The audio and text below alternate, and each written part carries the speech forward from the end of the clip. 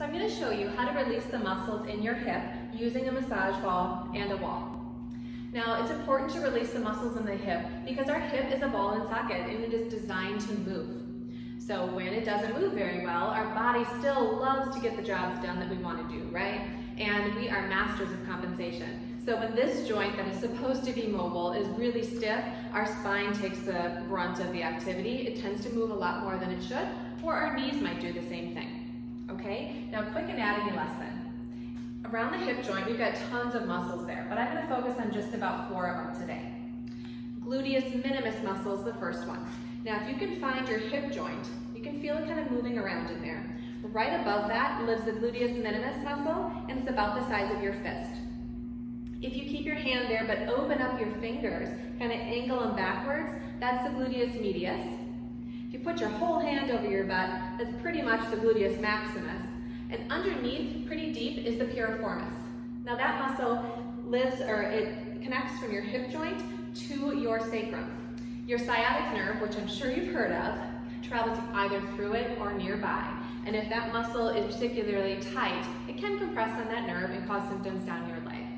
Okay, so let's get started. I'm going to start with the gluteus minimus muscle, and I'm going to take my ball, put that fist right above my hip joint, and put the ball there.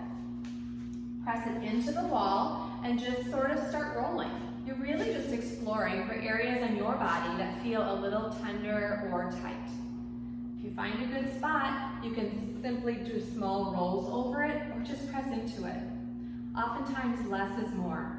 I don't want your face to be clenched or to feel a lot of pain or discomfort, just a little bit of tenderness.